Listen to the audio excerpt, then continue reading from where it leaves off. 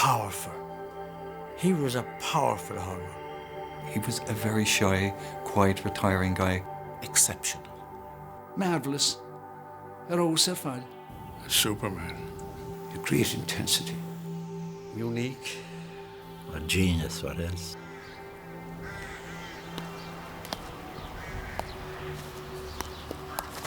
As long as young men will match their hurling skills against each other on Ireland's green fields. As long as young boys swing their commands for the sheer thrill of the feel and the tingle in their fingers of the impact of ash on leather. As long as hurling is played, the story of Christy Ring will be told, and that will be forever.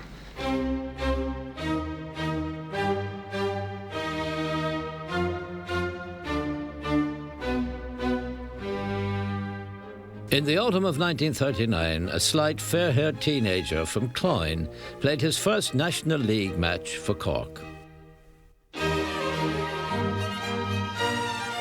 He went on to win 8 All-Irelands and 4 National Leagues with Cork, 18 Railway Cups with Munster, 14 County Championship medals with Glen Rovers, and a football championship with St. Nick's.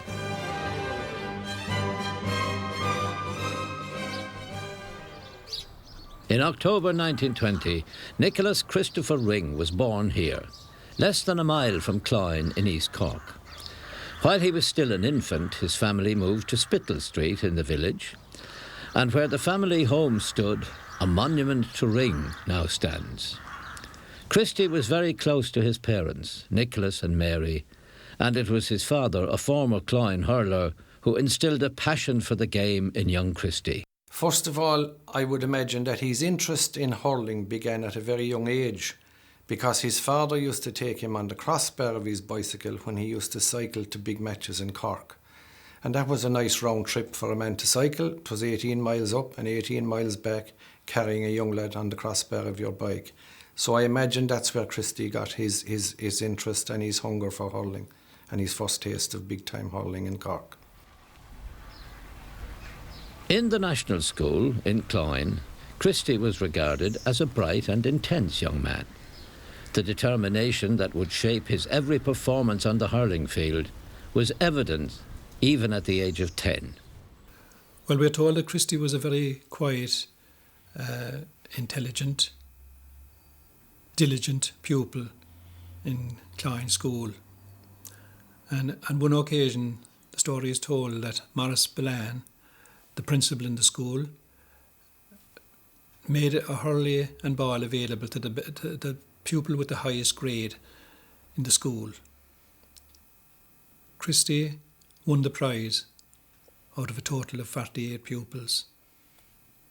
When Christy set about doing anything, he was very determined, and that was often shown afterwards on the hurling fields of Ireland against the great teams like Kilkenny, Tipperary, Limerick and so on. Folklore has coloured many myths about the way in which Ring perfected his skills, but some stories are true. There was an old house beside the playing pitch in Cloyne, which was in a state of disrepair. There was a window broken, and there was a board put over the window to protect it. And Christy used to wet the ball with water and then hit the ball at the piece of timber so that the wet ball left a mark on the timber. So he knew exactly the spot that the ball struck. He would then hit the ball again, possibly to a different spot, and so on, to get the absolute accuracy with the blow of the ball on the thing. So he knew, and you can imagine when he was taking 21-yard frees, he was so focused and so accurate, and his skills were honed so accurately, he was absolutely lethal when he went for a score. Young Christy's house opened onto the hurling field in Cloyne. Every daylight hour was a time for practice. After mass, after school, in the morning, in the evening, after matches.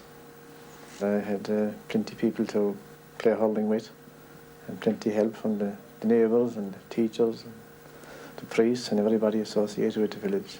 He said at night time there'd be 30 or 35 people out in that field, And he said you'd have to fight for a puck of the ball. You wouldn't get anything soft, he said, because if you stayed around, you wouldn't get a puck at all. He said you'd have to fight for it because there were so many fellas playing hurling and they were all mad for the, it was a great hurling area, of course. The GAA club in Cloyne had a sporadic existence until the early 1930s. By then, there were street leagues for Christy to play in, along with his brothers Willie John and Paddy Joe. He played in goal for Cloyne's juniors as a mere 14-year-old, and when Cloyne couldn't field a minor team, he joined Middleton. The Cork minor selectors spotted him, and in 1938, he won his first All-Ireland. As a minor, I saw him playing with St. Dundas. St. Dundas was a team formed around Middleton, which had authority to pick players from Cloyne and different places. It was a very effective minor team at that particular time, but Christy stood out on that team, and by virtue of that, of course, was selected for the Cork minor hurling team. He got his name more or less moving from that game. That was the beginning. Growing up in East Cork in the 1920s and 30s, hurling was one of the few social outlets.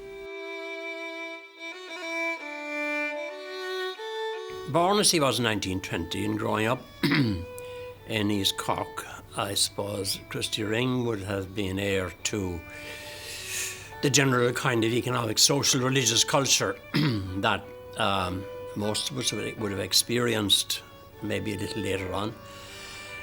In other words, lack of opportunities economically. I suppose he came from, you would say, a fairly humble background. And that would be reflected in his leaving school at an early age and so on, so he didn't have those kind of opportunities. He would also have participated, I suppose, in the general nationalist and religious culture with a dominant Catholic church and a very strong nationalist tradition in East Cork, as there was at a later stage. My father said there was only two classes in East Cork and West Waterford, and these would be there was the upper class and there was the labourers, the spalpeens, the labourers, the kind of farm labouring class. And if you hadn't a job in a big house, basically you had to go. There was nothing for it. You had to go to work anyway. And Christy left school at 14. I think that left a permanent mark of disappointment on him, and I think it was the cause of, I won't say the kind of nastiness, but a certain spark between himself and Lynch, that Lynch had made full use of his talents like the Bible, and Christy felt that he hadn't made full use of his intellectual talents, which must have been considerable given his power of crisp speech.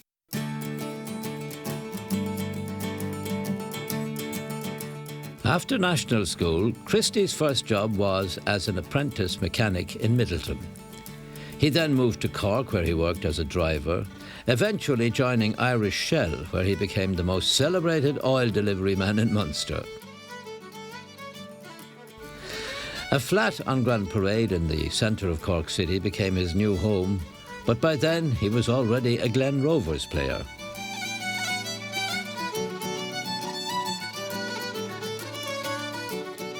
Christy came to Glen Rovers in 1941, and he played in the team that won the 8th Cork County Championship in a row. On that team as well, there was Jack Lynch, Jim Young, Paddy Donovan, David Creedon, Connie and Dinjo Buckley, and many more hurlers who were well known throughout the county and throughout the country, as a matter of fact. The Glen has meant a lot to me.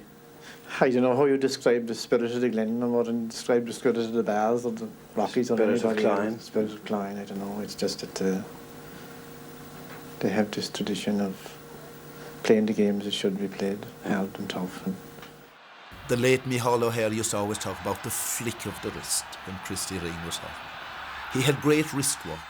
He had all the skills. He was a great man to hit a ball in the air. He was a good ground hurler. He was a good free taker. He could hurl right and left. He could solo. He was very brave.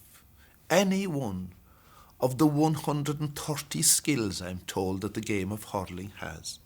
And I got that from a man who sat down and listed them one by one in his coaching days, Waterford goalkeeper Ned Power. When Christy hit a ball, it was hit with power and accuracy.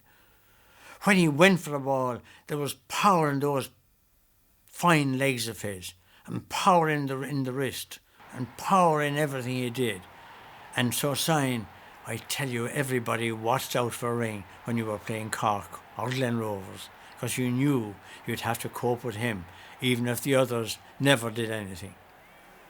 But the speed that he had for 20 or 30 years, he gave us, and he was 5 years or more, and beat us afterwards.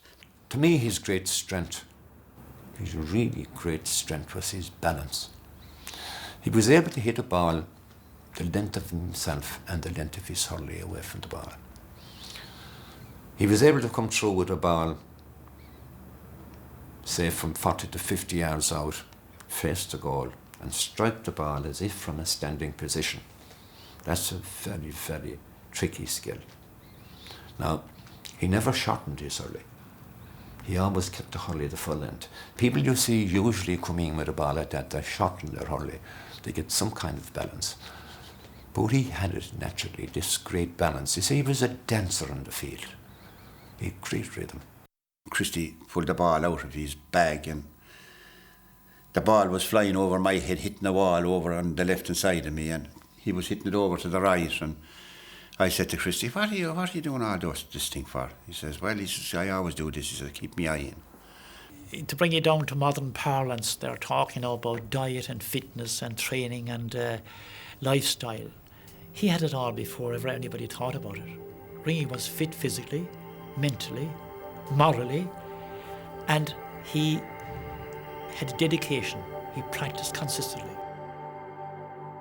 When I was young, I used to go around with my father, and I was more interested because I was trying to drive a van at the time. I was more interested in Ring as a driver because he was a very good driver, driving a petrol lorry. And one time, I remember down Glanmire, we were watching me dug a hole in a ditch, and he had a bag of slitters, and he was knocking them across the road to the hole in the ditch quite methodically. And my father's moral for that to me was, and he's doing that in his own time, not in the employer's time. I worked with the Kilkenny County Council, and both offices were adjacent to one another. And he actually delivered oil or petrol, diesel or petrol to us on the tank. And he would have the hurley in the cab and a sliotar. And every chance he got, Christy had that hurl in his hand. I suppose it was part of what he was. It was an extension of his arm and body. I have here a hurley that was actually Christy Ring's. This heel is slightly longer than the modern hurley. And the heel would be at least as wide or maybe wider than this. The boss is a bit narrower. We all concentrated a bit more on ground hurling, and that type of hurling suited that. And the handle itself, it had to fit comfortably into his hands, and there had to be the grip that's here so that the hands wouldn't slip in any way. It was like a glove in his hands. So much so that really, more than any hurler that there ever was, I would say that the hurley was an extension of Christy's shoulders and arms, and the strength went through to the hurley, and his pull and his follow through was mighty really. He was very, very strong in the pull, and it was very hard, you know, a 50-50 ball. It would be very hard to beat Christy Ring either in the sky or on the ground on a 50-50 ball that you pulled against him. In the bleak years of the emergency, hurling remained an unrationed pleasure. It was a good time for Cork hurlers, but a difficult time for supporters. Well, they'd be very special memories, you know. At that time, the war was at its highest, and fuel for travel, etc., was scarce. It was rationed. Travel was limited for joyriding, you know, for taking pleasure drives and things. So you had to get special permission to make a journey. And then you had this inspiring sight of so many supporters, young and old, cycling from Cork to Thurles, Cork to Limerick, Cork to Innis, to see all the championship games. And that went on for a few years, and even cycling to Dublin for the All-Ireland finals. It would inspire any player that would see the sacrifices being made by supporters to surely we must give our best to reward them for their journeys. And thankfully we did. The 1941 All-Ireland against Dublin was unusual and unsatisfactory. Because of an outbreak of foot and mouth, Tipperary and Kilkenny had to withdraw from the championship. Cork hadn't won an All-Ireland for 10 years, but the team that reached the final was strong and experienced, with a young rookie at right half forward, Ring. Never bothered Christy who he was with or who he was in. He was the man. He had that much confidence in himself. It never struck him that he knew he was with famous players, but they didn't give him any inferiority complex or anything like that. He was able to handle that because he was so focused on the game, on his own performance, and his full knowledge that he could measure up to anything that came his way.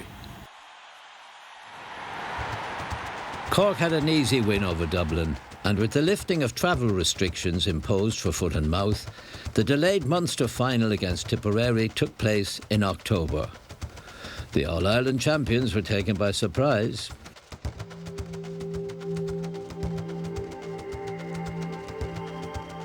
Cork took revenge on Tipperary in the 1942 Munster final and went on to win another All-Ireland final against Dublin, giving Christy his second All-Ireland medal.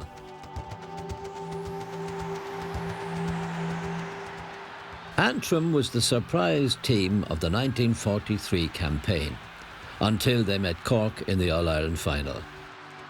No hurling team had ever achieved 4 in a row titles, and in 1944, Cork did it the hard way, beating Tipperary, Limerick and Galway before defeating Dublin in the final. Christy was a great man playing with a great team. And they should have won 6 or 7 All-Irelands in a row. But in 44, they lapsed in 45 because they were fed up of winning, and came back and won again in 46. In 1946, the big crowds were back in Croke Park for the meeting of Cork and Kilkenny. And so was Christy Ring, this time in a new role as captain. It was said we had beaten nothing yet, even though we had won 2 or 3 All-Irelands. But at any rate, we were meeting Kilkenny on this occasion, and we had a point to prove. And the first half was nip and tuck all the way. There wasn't much in it. Whatever little bit was in it, I think we had it, but not much, and you couldn't say that we were home at half-time anyway. And the second half,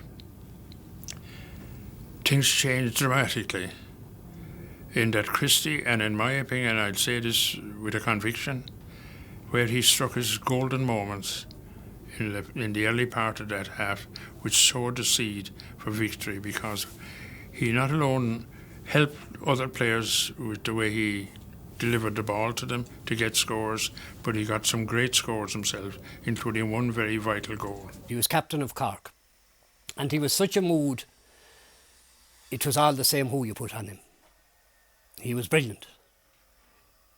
The ball obeyed him, you could say. Every turn, every twist, every movement, it went with him. And he mesmerised the Kilkenny backs. That's the only way you could describe it. He mesmerised them. There were none of them able to take him on. He sidestepped them, he beat them, he ran past them, he got scores. He did everything that a good hurler can do. Well, Cork were favourites for that All-Ireland, and, the match wasn't going too well for them originally. And I think Kilkenny were maybe, they were a point or 2 ahead of Cork. But then he was playing centre half forward, and the 40, as we said. And Christy collected the ball just inside his own half. I'll tell you now how I got that goal. He said, Willie Murphy hit the ball out to me. They were around me like wasps, he said. And the only thing I kept running, and I decided to myself, well, I'm going in the right direction anyway. He said he soloed about 30, 40 yards, and he looked around again, and there was nobody on him. So I kept going, he said, and I got up to around the 21, and it suddenly dawned on me, Ring, there's a goal in this field, why if you want it? So he said, I let go a rasper of a shot, he said, and I blew a shower of water off the net. That was his favourite description of that goal, the drops falling off the net. Magic. That's an abiding memory, that goal, and I think to anybody that saw it, and it turned the game. It was the first of Ring's 3 All-Irelands as captain, and the homecoming was enormous. I would have grown up hearing an awful lot about Christy Ring in relation to his exploits both with Cork and with the Glen, and this huge figure that you had in your head of a mythical figure almost as a young lad of a man who had won 8 All-Ireland medals, and there was a huge, I suppose, ambition of mine to try and someday emulate maybe some of the status that he had achieved as a legendary Cork hurler. But he was par excellence the hurling champion, the hurling warrior, and therefore he fits into a picture that stretches far back in history, and indeed into the legends of prehistory, back as far as the Táin, right from the beginning, that hurling has that heroic status. And in that respect, Ringy was the heir of a whole string of people down through the years, some of them known, some of them unknown, beginning with Setanta, that is Setanta Mark I, of course, and going down through all those unknown village hurlers who appear in song and story and who were noted, by the way, in great numbers, in many instances, by visitors to Ireland in the 17th and 18th century. And Christy was the successor of all those. Ring was a classic hero. And the first time I became aware of him as a sort of a subject for study rather than someone to watch playing hurling, I mean, I'd have been interested in Ring if he was a carpenter, do you know what I mean? Or if he was anything else like a cyclist, I would have followed him because he would have had a heroic thing. And I first became aware of him when Shauna Thomas, I heard Shauna Thomas say that he'd seen the raistra come out in his forehead, his eye bulge out in the raistra at a Munster final. And of course, like that was the way Cuchulainn was, and it reminded me of Shakespeare's Henry V when the king says, "Let the eye start out to the portals of your head." If you look at Justin Nelson's famous picture of Ring leaving Semple Stadium in 1957, he looks back at Mackey. I always think it's so stupid, people saying, "What did Ring say to Mackey and what did Mackey say to Ring?" Because what's important is the picture itself, because what you see in the picture is the incredible lightness of Ring. He's so thin. He's so kind of flexible. He's up in the balls of his feet. His injured hand is floating in the sling. His right hand is floating in that sling. It's injured, but it's not down.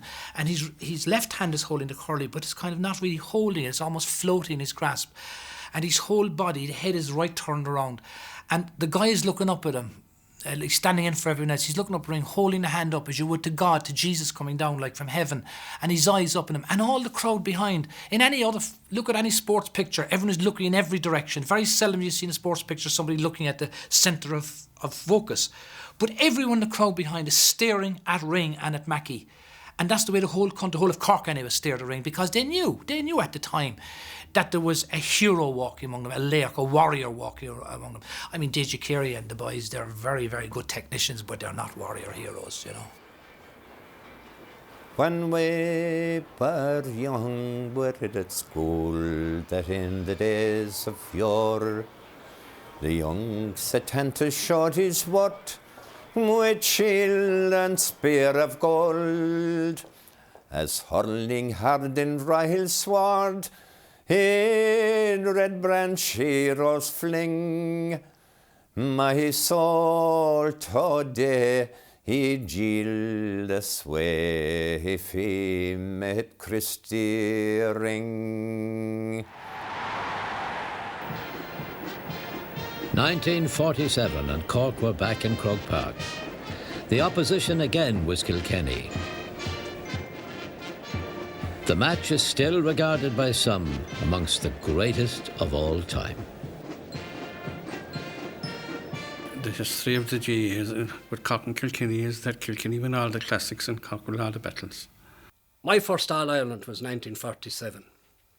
To this day, I believe it was the greatest hurling match that I ever saw. And Con Murphy is inclined to agree with me. He played that day. And what stands in my memory is the skills of the players, the speed of the players. It was a strong, hard match, no quarter given or taken. We had a different centre-back, Peter Pendergast was on him. We had I'd say that the two cornerbacks and maybe the two wing-backs were told to keep an eye out for Christy. And if he broke from the centre-back that he was to be tackled by, they probably had a set pattern of play as to how to deal with them. And they managed fairly well to do that. They kept him under reasonable control. He still played well, but he didn't go to town against Kilkenny, let's say. I think it was a planned thing. And maybe a few times referees' decisions, I'd be honest enough as a Kilkenny man to say that maybe he didn't get the run of the ball, nor did he get breaks. Sometimes you get the breaks at the referee, he'll give you a free when maybe it is a doubtful one. I think Christy got nothing from anyone the same day, but he still played well. Have the breeze in this first half and press hard, but scoring chances go a-begging as forwards... There was no television coverage to capture the wonder of Ring. Only the lyricism of Micheál O'Hare's radio commentaries. O'Hare projected Ring into every corner of the country. I remember the Sunday of a match rushing back from Mass and say, don't switch on the wireless. We don't need to hear who's winning the war. We don't care about Churchill. We don't care about Hitler. We don't care about America, so long as Cork and Ring and Tipperary or Kilkenny or Clare are there, and they would be there. They'd switch it on, they would the sound of radio, the little green light, and the voice would come to you. And everyone would sit still, and they'd see all the old men smoking the pipes, leaning forward, and the voice of O'Hare, bringing that world to us. Christy Ring has the ball, 5, 10, 15, 20, and it's over the bar. Agus nuair bheadh buachant chorcaigh duine rá. Oh God, he's having a bad day today. Agus Micheál O'Hare a bhí éiste go. Oh, the radio days were magical days because Micheál O'Hare created a world that we only aspire to. And certainly speaking for myself, I never thought I'd see the day when I'd play against Christy Ring because his name was top of the list. His was the most famous name in hurling.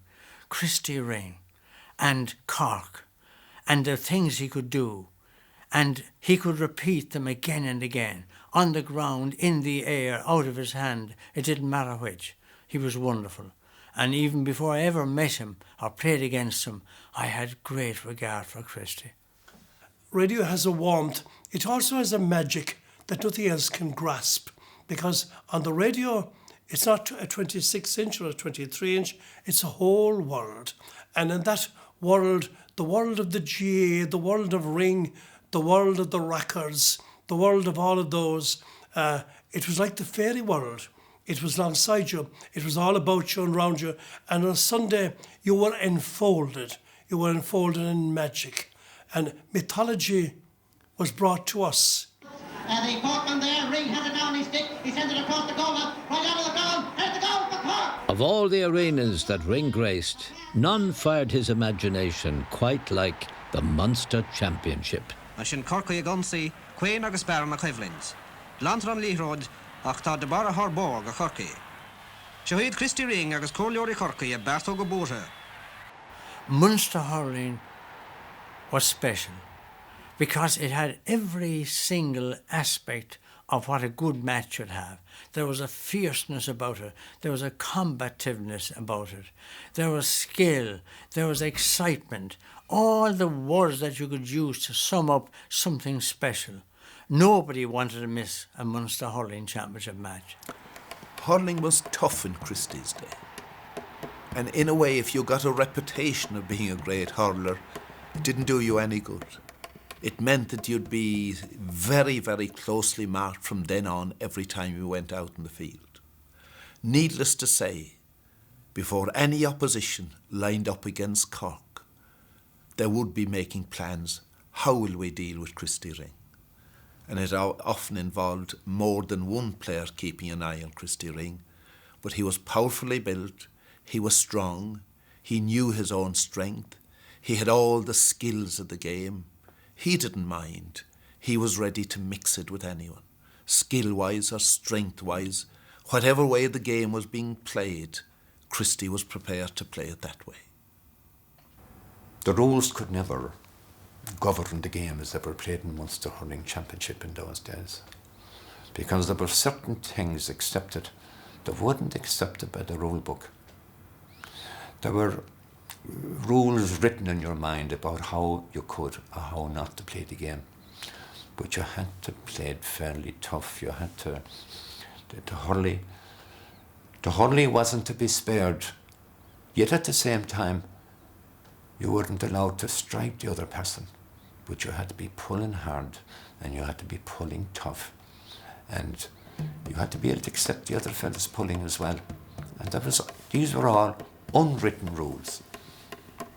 I would say the average supporter wouldn't realise I was going inside the field. It can be tough out there. You had to be fairly strong yourself and stand up to it. And Ring was playing against probably the toughest full-back line there was ever known, if you like, with fellas like Mick Marno and John Doyle, and they didn't spare anyone, let's be honest about it, but he was really able to look after himself. Tipperary were marvellous players, and they were Hell's Kitchen. They were, I suppose you could call it a war rather than a match, really, And there is a true story of one of the finals, and a particular referee was ready to throw in the ball, and Ring would always be at the head. And just as he was about to throw in the ball, Ring said to him, throw in the ball and get out of the way. In other words, this is between us and Tip. Tip and Cork matches were something special. It was like going to war, even though it wasn't war. People came in anticipation just to see something great, and they always got it. Tip Cork matches were always intense, but the 1961 Munster final was tinged with bitterness. In one skirmish, Tom Malachny was injured, and in some media reports, Ring was named as the aggressor. Later, there were apologies and retractions. Christy and I got involved in each other on the ground, And there was a few fellas got hit that same day, But I really don't know who any of you, because I was too busy with Christy on the ground at the time. But when I got up anyway, I got a tip from Christy's early in the chin, and I cracked my chin bone, but that was it. I remember Ring and John Doyle running out for a ball, and there was the usual pulling, of course, and just subsequent to that then a very controversial thing happened. There was a row. Again, it was more handbags than anything else, but there was one incident in it that remained in people's memory, and that was that Tom Malachny, who was full forward for Tip, was hit. But of one thing I'm quite certain, it was not Ring who hit Malachny at all. Ring was a little bit removed from the immediate scene, and somebody else did, and I can't say who it is, because I'm not certain. It was that uncertain, really. But Ring certainly wasn't responsible for that, though he was blamed for it, in papers and on radio as well. Ring won 8 All-Irelands for Cork. And I have no doubt, it comes very easy for me to say to my own lads won 8 All-Irelands for me. There's no question about that. And I accept that. Because Ring he had got everything. He had got skill, he had courage, he loved his club and he loved his county, and he died for him. The great mark of the hurling warrior is that he turns the day around when everyone thinks that everything is lost. And he did that on more than one occasion. And people who are more familiar with Ring's career than I am would recall various occasions, but one in particular I think stands out, and that was the 1956 hurling final against Limerick. And he was being marked by Johnny Broderick I think Johnny was from Collar, he was a good cornerback, but he beat Ring well that day. Everything Ring to Limerick were on a flying, but they were great at him. They were Broderick held him well, and Christy, you're having a quiet day. That's right, boy, Shishin. But then Ring suddenly decided, this is going from us, I'll take charge, and he scored 3 goals in 2 or 3 minutes, 5 at the most. Turned the game from defeat into victory. Unbelievable. Only one man could do it. 3 cool. Agus Honey Christy, leis do you? Didn't so quiet now.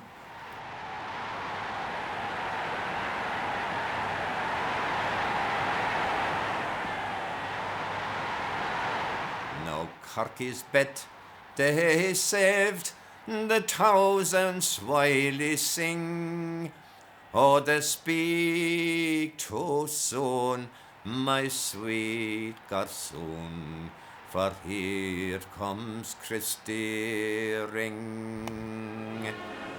There are many big occasions in the calendar of national events. In 1952, Ring was chasing his 6th All-Ireland medal.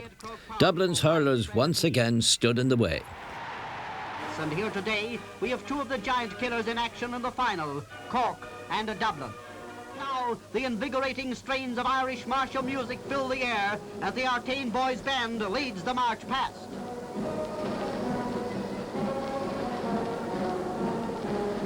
All eyes are on the tricolour over the Cusick stand. The pageantry over, the game is on. The thrills come early.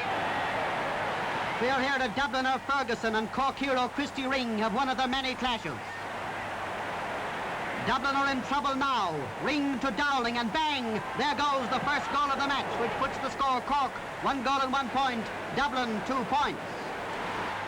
Gradually the Munster men are asserting the superiority. Matthews is pressed but clears. But then Christy Ring sends over another spectacular point.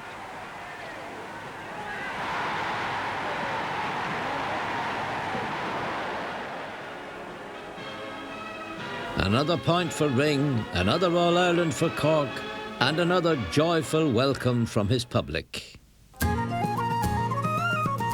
Cork supporters were on the move again in 1953, and Christy was an All-Ireland captain for the second time. Between Munster champions Cork and the men of the West, Galway. Oh yes, the photographers are there in force. It's all right, Paddy Barry. Groundsman Jimmy Curran has the sod in perfect condition. Referee Paddy Connell tosses a coin, and soon the parade is on. Galway on the left, led by Mickey Burke, and Cork skipper Christy Ring leading his men. Galway were Cork's opponents, and it was a grinding match which became fierce at times.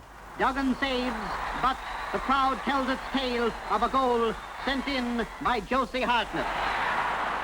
A dropping ball, the clash of the ash, and the ball is in the net again.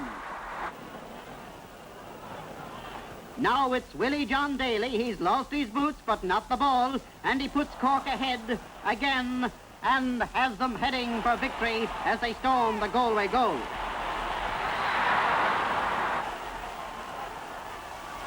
A melee around the Galway goal, and Tom Sullivan crashes home a final goal, and seconds later the game is over with Cork champions for the 18th time. Cork 3 goals and 3 points, Galway 8 points. The crowd surges onto the field in wild excitement, and soon Cork's idol and captain, Christy Ring, is on the Hogan stand to receive the coveted cup from GAA President Mr. Vincent Donoghue. Ring's display helped Cork win the match that was ultimately stained by controversy. Galway of the 50s were very physical, strong men. And it wasn't pretty to watch. Cork and Galway in 53, it wasn't pretty to watch. And obviously something happened, because Mickey Burke was taken off injured. Now, if I had seen it, I would say it here and now, but I didn't. And I don't think very few people saw that incident when it happened. But it at the time, hurling was much, much more physical than it is today. That's not saying anything should happen, but it was much more physical than today. And that was a particularly dour physical game. Whatever passed between Ring and Mickey Burke on the field stayed with both captains, and neither man ever discussed it in public. But the conflict didn't end at the final whistle. It continued into the post-match victory celebrations at the Gresham Hotel. At the top of the steps, there was 6-7 Galway players, and as we went up the steps, one of the players hit Christy Ring. There was a bit of a melee for 5 minutes, and the then president, I think it was Vincent O'Donoghue of Waterford, stopped the whole thing. And it ended there. But the following morning, we were at breakfast in Barry's Hotel, waiting to go home. And again, 5 or 6 Galway players came in. One of them made a swipe at Ring. A general melee ensued again. But as it did, it stopped just as quickly.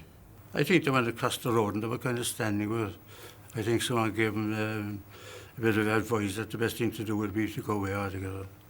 And they went out, we came home. And as far as I concerned, it finished there and then, because a few weeks later, we were asked to open the Countess Markievicz Park in Sligo against Galway. And Christy was the first man out on the field. And there wasn't an incident. And the following year, we played him in the All-Ireland semi-final again. And again, no incident. So it died, if you like, that morning inside in Barry's Hotel. In 1954, Wexford were Cork's opponents in the final, a pairing that brought a record crowd of nearly 85,000 to Croke Park. Chumaristeach, agus fi Sidona Gumser, agus 2 ham sandwiches and the Cork Weekday Examiner over Cadbury's column on the airport, agus da búntach an láisin, Corkig agus da Gorman. Fi fechant an sa, cynnig gas fi fechant ring gan áras. Willie John Daly, Far Bukshin, Carrick Tuhin, the Records, oh man, Coholland and his partners. I got a cap, I remember. They were paper caps we had to wear, red and white. And if it rained, the bloody red would come down along your face. You'd be all dappled. But I remember the Artane Boys Band. That, of course, that was fantastic. Bhí seo únta gán, solar hosnig an chlehenéchar. Sort carnival bhí ann. The spotlight was truly on Christy Ring. At the centre of the carnival was Ring, chasing an 8th All-Ireland medal, a record. Wexford, though, had their own business to mind. They hadn't won a senior All-Ireland since 1910. All Ring's strength was his arms and his wrist. That's where his greatness was in his brain and in his wrists. He used a very heavy hurl as far as I know, but they said when he'd pull, it was different anyone else pull. And if you hadn't your hurl, a good grip of the hurl in your hand, it would sweep out of your hand.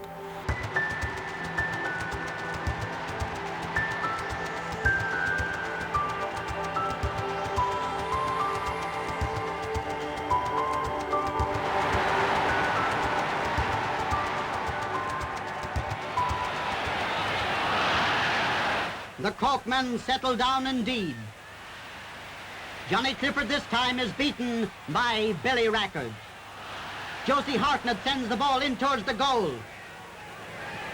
But thundering in comes Wexford Jim English to save a dangerous situation for the Wexford men before Christy Ring sends in a ball that puts the umpires into consultation before they signal a point for Cork. Christy Ring, bottled up by 2 Wexford men, shakes them off and sends the ball in towards that Wexford goal. Christy was seen at his best in that, and he got some capital scores, and I'll never forget the point he scored towards the end of the game. And my friend Sean Murphy, a Kerry footballer at the time in Hill 16, as Christy hit the ball left-handed over the bar, Sean turned to me and said, "That's Christy Ring's goodbye to hurling." But it shows the type of man he was. He was 34 years of age at the time. 10 years later, he was still hurling with Munster. He was an exceptional player, kept it going at a very high level for an extraordinary length of time, considering the man began playing as a Cork senior in 1939. Saying well done to Cork, but also to Mr. Hurling himself, Christy Ring, who now has the unique record of having won 8 All-Ireland medals. The 8 All-Ireland medals formed the centrepiece of the Ring collection. Also in the treasure chest are medals from the National League, the Railway Cup, the Cork Championship, and tournament medals by the score. Not that he needed medals to confirm his greatness. Dúirt Paddy Tars leis uair amháin, nuair a bhí Christy Thresh a bhíonú cén chuí a bhuair sé scór iontach, dúirt sé, "God, you're not very modest, Christy, are you?" Agus dúirt Christy, "I am." Dúirt sé, "To be modest is not saying you're no good when you know you are. It's knowing how good you are and what your weaknesses are." And my favourite story there is the young lad who got a part in the Cork team and really probably wasn't worth it and probably wouldn't see it again, got his place, and wouldn't have probably got his place again, and broke his ankle on a Saturday morning or at the weekend, and they were all afraid to go up and see him at once to go home. And of course the nuns are giving him a hard time as well when he's crying in the bed, because they were afraid he'd bring down bad luck in the Cork team. They're all going on, shut up now. And Ring said, I'll go up and see him. So he went up and he was moving around the bed, you know, springing the hurley off the floor, off the parquet floor, and the nun standing at the doorway, all kind of wishing your man to shut up in the bed, and your man howling and crying in the bed. And finally Ring said, go and be quiet now, boy. Could have been worse. And he said, Christ's sake, Christy, how could it be worse? Could have been me. And he shut up immediately because he knew he just heard the truth. And the truth always gets rid of the ramish, you know. Willie John Daly's mother has gone down in folklore because Ringy Christy was a hackney driver at the time. And of course he was driving the Cork team, probably one of these big black cars, I suspect. And he would call to collect Willie John Daly, Matty Foohey, the late Sean Toomey, so they're all late now, apart from Willie John, and Gerald Murphy from Middleton. But when they'd come anyway to Willie John's, it was obviously the last stop. And Willie John's mother would come out and she'd shake hands to all of them and delight to see Ring, of course. And Ring would be, as he would, standing back quietly on the side. And she would sprinkle holy waters on everyone, you see, and not on Ring. And Ring kind of said, as I'm told this, Ring said, Mrs. Daly, what's going on here? What are you talking about? Christy said, they need holy water. You don't need anything. You're Christy Ring. He didn't suffer fools gladly, no, that's the truth. He was tough to play with. If you made a mistake, he wouldn't take it too easily. I remember playing one day out in Mallow. We played Avondhu and I pulled on a ball and it went inches wide and he roared at me, why didn't you pick it up? You knew where you stood at Ringy, and if you were doing your best, he appreciated it. But if you weren't, you heard about it too. He was back centre stage for his 10th and last All-Ireland appearance, a classic final against Wexford. While Tony O'Shaughnessy, Daly, Ring and Philpott are in the forefront for the rebel county. The Cork rear guard put up a stone wall defence, but a slip, Podge Keogh was in and crashed home a goal. 4 points lead in 3 minutes. There was no sign of a rout here, and Christy Ring from a 21-yard free opened Cork's account. A close-in 21 yards free. Who else but Christy Ring? He lifts his strikes and it's in the net. Cork are on the way back. And before we could draw our breaths, he had calmly palmed the ball over the bar for another Cork point to leave only 3 points between the two teams. Wexford 1-9, Cork 1-6. Podge Keogh came back to get another point for Wexford. But hardly was this done than Paddy Barry burst his way through for a Cork goal to put the teams on level terms and set all Ireland alight with excitement. Ring was in fine scoring form until the famous Art Foley save and the equally famous handshake.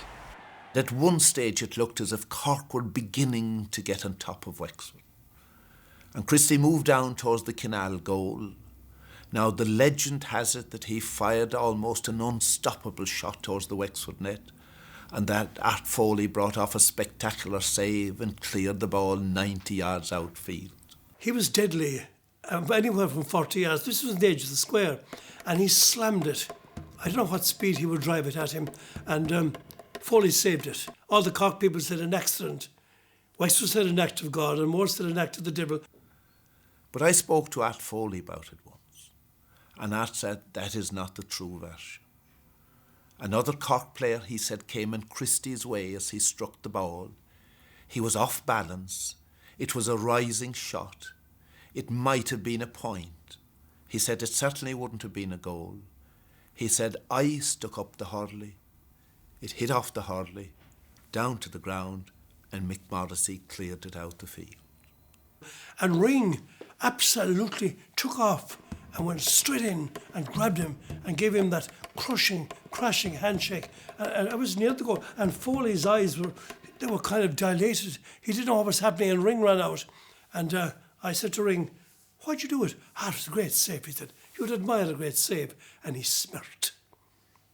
Art said, that's not true at all. He used words that described me as something else altogether. 2 minutes to go. Art Foley's save, that handshake, followed by Nicky Rackard's winning goal for Wexford, led to one of the most extraordinary scenes ever witnessed at an All-Ireland final. Wexford men Nick O'Donnell and Bobby Rackard cheered Ring off the field on their shoulders. they lifted him on their shoulders. They carried him a bit off the field. Like I never saw it in any kind of sport. I never saw a gesture like it in any kind of sport. For lifting and striking, for doubling like lightning, for points or goals scoring, his praises will sing. His hurling's most glorious, he's always victorious. His Cork's darling hurler, the bold Christy Ring.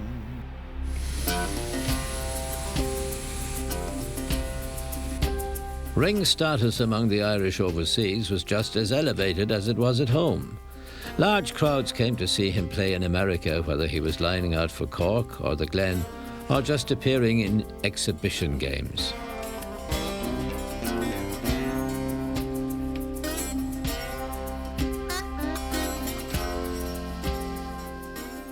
He was particularly popular among the Irish people and notaries in America, in the United States, and made many trips to the United States.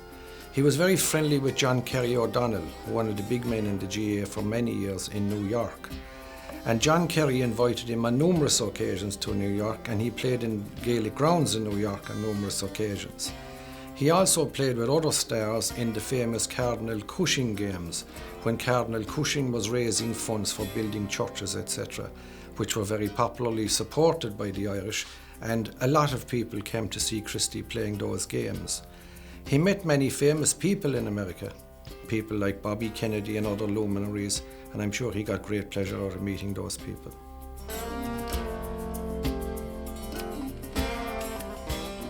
The night before we came home, there was a big send-off party for us, and before the night was over, the Cork people got Christy on the middle of the floor in the dance hall, and as many as could left their hand on him, top of his head on his shoulder, and held his hands and all the rest of it, and they sang the banks.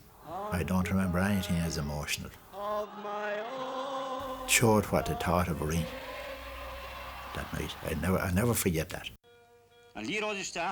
Ring's relationship with the Railway Cup was unique in its longevity and extraordinary in its appeal.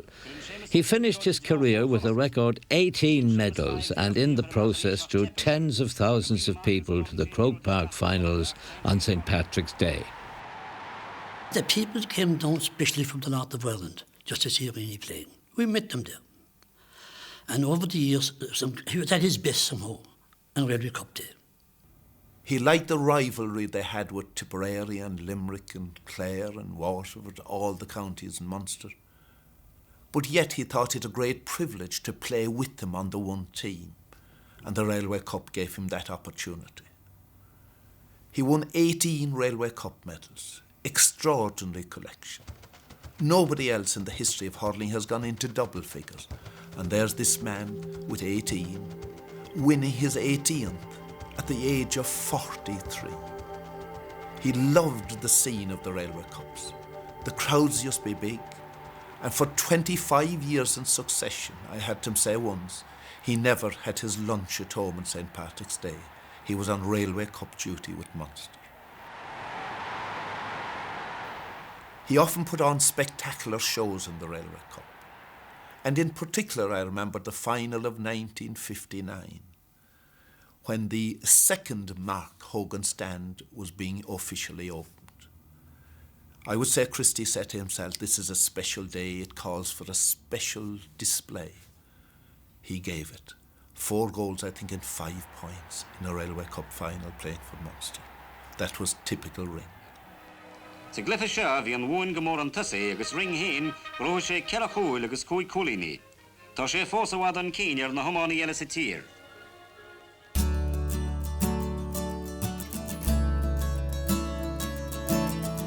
Christy's influence spread even further when, in the 60s, Gael Lynn persuaded him to take part in what would become a seminal film of hurling skills. Christy, of course, insisted that the thing had to be done right. He was not interested otherwise. And I admitted to him, of course, that I had never played hurling. I went to the wrong school for that, you know. Christy said, that's all right, I'll teach you. And he said, you're not qualified to direct this film until you can perform the skills yourself. You won't know where to put the camera. I said to myself, well, how am I going to learn the skills of hurling in a very short time? And Christy started to teach me. He let me off the sideline cut, which was too complex. Every other stroke that's illustrated in the film on the ground or in the air, I had to learn how to do it. And because he had analysed it so well and so clearly and so simply that to my amazement, I was able to do it. He also was very interested, we were saying, some of these shots we're doing in slow motion, Christy, so the crowd can see sort of more easily and clearly what you're doing. Oh, he said, how do you do slow motion? So we explained, you've got to run maybe 2 or 3 times as much film through the camera as you would for ordinary motion. And then he says, we'll be able to slow you up completely. And Ringy looks at him quite seriously. And he says, wish I could have slowed up myself, he says. And as Louis said to me afterwards, he said, and the blooming fella could. Before we shot the instructional sections at all, we did a match in the athletic grounds, which is now, of course, Páirc Uí Chaoimh. It was the National League final of 1960, Cork and Tipperary, and we were hoping to use this as the finale. So we got a camera on the sideline and the great luxury of a second camera up on a scaffold in the adjoining showgrounds. And Christy knew that all cameras were on him and we were hoping to get some really good stuff. Now, actually, Tipperary won the game, to be honest with you. This was not a golden age of Cork hurling. But Christy managed to score, I think, 2 goals and 2 or 3 points in the first half. So I went on at half-time, to say thanks very much and all the rest of it. Christy, who had a very dry, sort of poker-faced sense of humour, said, I'm sorry I could do no more. But the film was launched in the Savoy Cinema in Cork, in those days one of these vast cinemas, maybe 2,500 spectators, and of course it was given a rapturous reception. And then after the film, various people were called up onto the stage, and when Christy was called up, there was huge cheers and roars and everything. He never said anything, but I felt just from the look of him as he walked up onto that stage that he really felt hugely appreciative of the fact that he was receiving the honour and the respect that was due to him, really, as one of the great hurlers, possibly of all time, certainly of Cork. 23 years after he made his senior debut for Cork, he played in his last championship match in 1962. Away from the pressures of inter-county hurling, Ring continued to play with his club at the highest level. And then suddenly, after a county quarter-final against UCC in June 1967, he quit. We beat them that day and we were ready to play the semi-final. And I got a call on the Sunday morning. I was selector and I was told Ring wasn't playing. So the first thing I did was headed down to Avondale Park in Blackrock. And he came out to the gate to meet. It was a lovely sunny morning. And I said, what's wrong? He said, I can't play. And when he said that, you didn't question it. I said, are you sure? I am. He said, I can't play. That was it. That's the way he bowed out of hurling.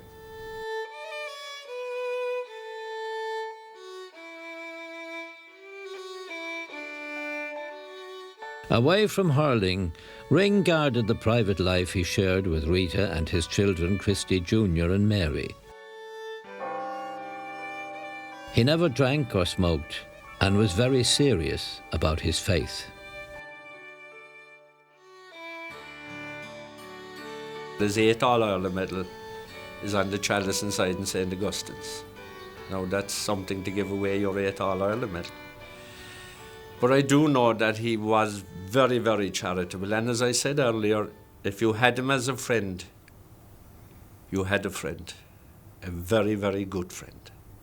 I was secretary of the county board. I had the difficult job in the Old Croke Park of trying to sort out the loaves and fishes for people with tickets. And naturally, Christy would be entitled to anything you could possibly give him. And he was disappointed with the allocation of tickets, and he refused them. Christy was so annoyed with me, and I suppose so hurt, that we became estranged, should I say. He wasn't talking to me anyway. But it happened that I became suddenly ill, and I had to be rushed into St. Finbarr's Hospital.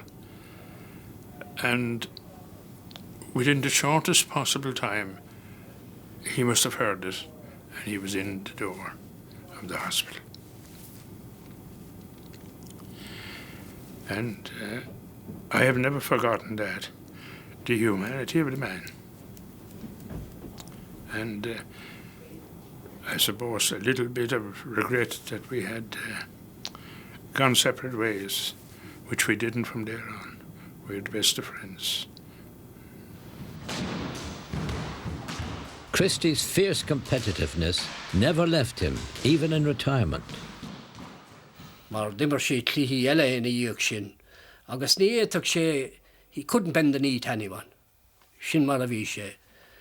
Ba cór go meach an bua ce ach muna meach ní fiú é. Sin an aigna bhí é gcónaí im húrum. He was a very shy, quiet, retiring guy when you met him off the field. Except when you started talking hurling, you know. He had an amazing hurling brain, and the problem was it used to race so quickly that a lot of our guys would be falling behind him. We couldn't keep up with him.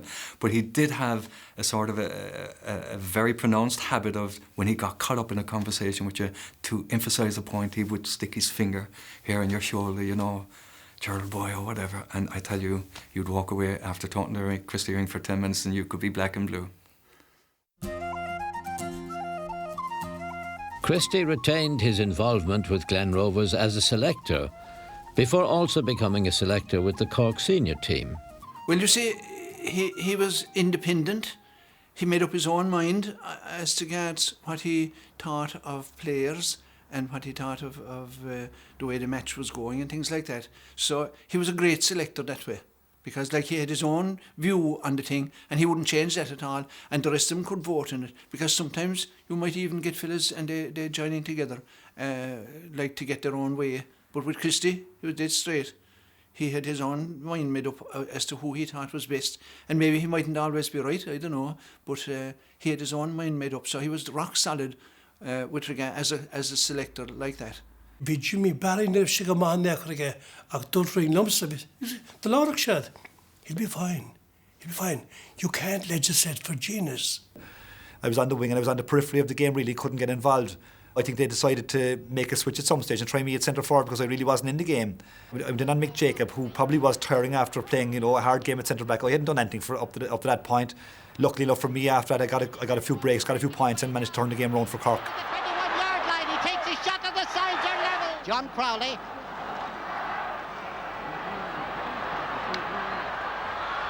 Jimmy Barry Murphy again, and Jimmy Barry won the lead for Cork. It was Christy who you know, came to me after the match and said something like, that was I knew that's which could win the match for us, or words to that effect.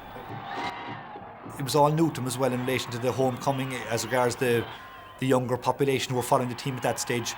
I think he was actually slightly embarrassed that they were still focusing on him rather than on the team, and the chant went up from the South Mall. Of course, we want Christy, and he was very shy about coming out onto the balcony. Christy didn't fully realise that at all, the affection that people had for him and the mass that they had on him. He thought that had kind of waned a bit, and it brought it back great to him then on that occasion when you had a huge crowd, and they just cheered and cheered and cheered when Christy came on, and it showed Christy that he was as venerated in Cork at that stage as he ever had been. And that was great to see that happening. He said, I don't know what he'll say going out. What'll I say anyway? And Frank Murphy said, tell him we'll win 4 in a row. And he says, I will not. He says, I'll tell him nothing at all about our plans. We were playing Wexford 77 and they had a guy, Mick Jacob, centre back. He was an excellent player now, Mick. And for the final, Ring said, look, we play John McCarthy on him. It was my first time playing at centre forward, and I was a bit apprehensive about it, to be quite honest, in an All-Ireland final, you know. I concentrated on flicking the balls on and just keeping it away from Mick Jacob whenever I could, you know. And then got lucky once or twice, but it was very clear, my instructions, and you know, it all came from Ring really seemingly that this move should be made because of the fact that the year before Mick Jacob almost beat us. Cork hadn't achieved 3 in a row since Christy was a player. When they did it in 1978, he was a selector. It would be his final visit to Croke Park.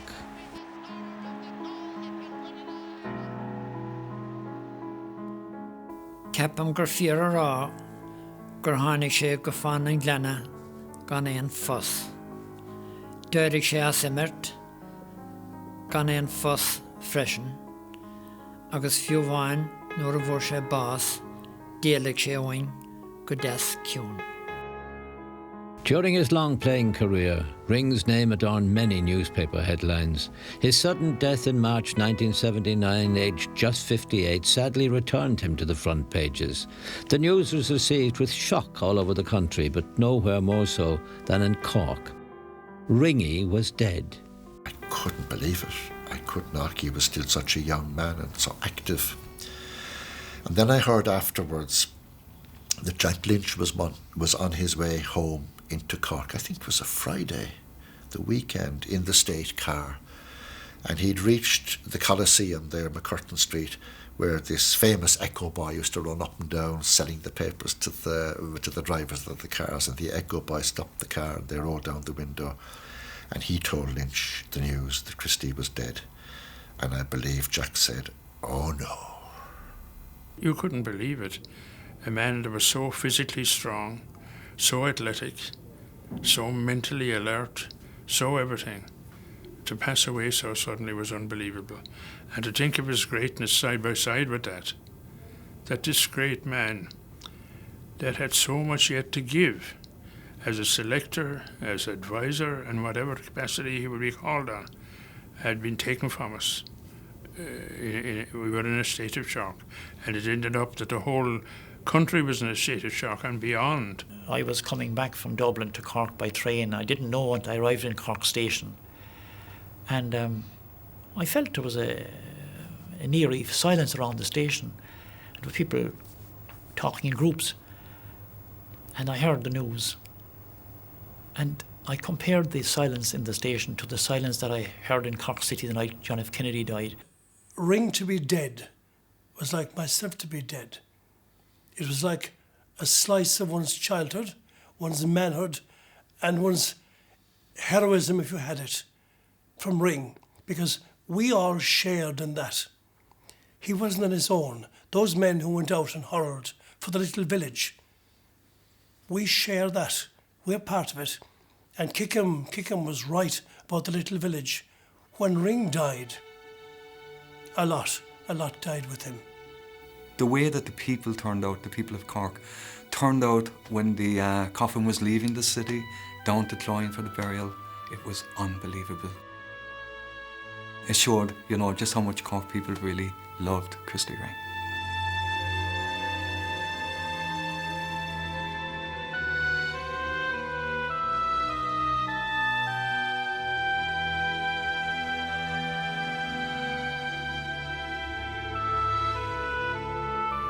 By that stage, actually, the world of the Celtic Tiger was starting, the world that we know now, like there was more employment in that.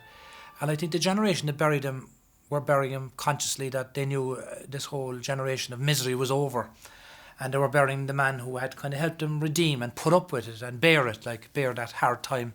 The crowds at Christy Ring's funeral were absolutely massive. It's estimated 50 or 60,000 people. That was partly because of the shock of the suddenness of his death at a relatively early age, but of course it was largely due to his iconic stature among the people. And that reminds a historian straight away that funerals have always been a massive expression of people's regard for the dead person. And that's particularly true in Ireland. And of course, largely that happens in a political context. But we put Christy now in that same context, that the numbers of his funerals were of the same dimensions as those at the funeral of Fenian personalities like Terence Bellew McManus and John Keegan Casey. So Ring's funeral puts him in that heroic context once again. And his funeral, of course, was historical in the numbers at it, and in the gloom and the sadness that was around. And I suppose it was capped by the wonderful oration of the late Jack Lynch at his graveside in Clyne that afternoon. As long as young boys swing their commands for the sheer thrill of the feel and the tingle in their fingers of the impact of ash on leather, as long as hurling is played, the story of Christy Ring will be told, and that will be forever. I went in the afternoon to say a few prayers. The coffin was still open, and there was just one person inside, a lady maybe 40 to 45 years of age. I'd never seen her before, and I'm convinced that she had never seen me.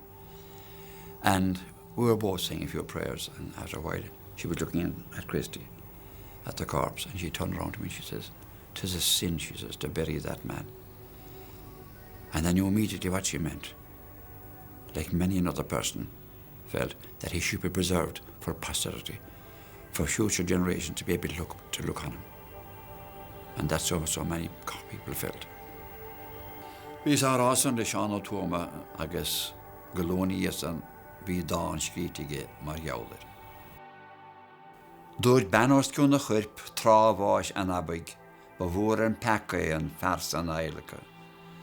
Ach nieta ginge ginge a warfe bruchte Christy Ring, leage oinge boon ver las en mas meroeltje in de sjane vuttes.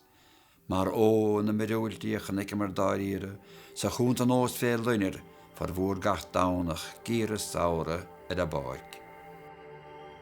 There'd be no question about who was the greatest hurler. Ring had everything and he wanted to win. And he was the man that you dreaded. There'd be no doubt in my mind whatsoever, but Ring was the greatest hurler of all time. I think there was no one like him. His strength, his commitment, what he gave to the game. He lived for the game of hurling. The length of time he was playing, all the great matches he played, all the matches he won practically off his own stick. He was a genius in my view. You know, I think it's an old saying, but I believe we'll never see the likes of a Christy Ring again, because the hurling was a second religion to him. He thought of nothing else. He planned his matches.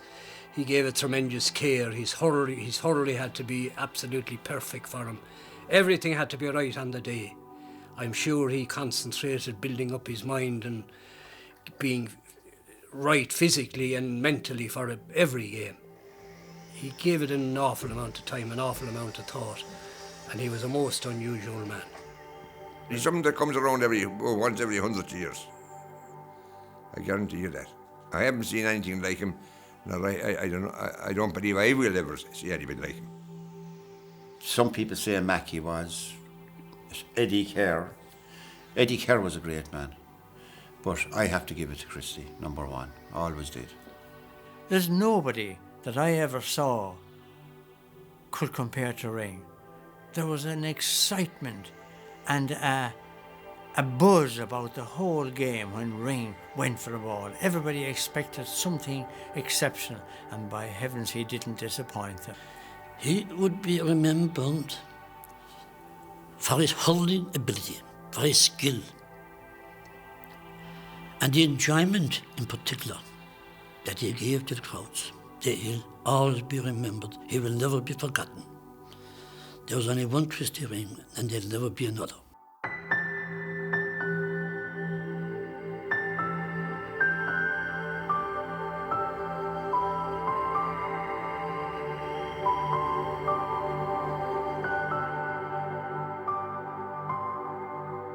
Christy believed in letting his hurling do the talking. Off the field, he was a modest man. He once wrote, "Let no one say the best hurlers belong to the past. They're with us now, and better yet to come." I played for a lot of years, but I felt I'd done enough, and I'm sure I have, really, from the point of view that you should have somebody else here today instead of me. It's about time they stopped talking about me. Tipperary, Limerick, Clare, almighty hurlers there, oh, but break they all upon the Rock of Clyne, where our darling hurler rose, deadly terror to his soul. Hey, a tribbit to Glen Rovers, Christy ring, and although he's light and small, he's the greatest of them all, and his name in every county is widespread, but a little goddess here in the village by the Lee. Tipperary, Kilkenny, Benjamini.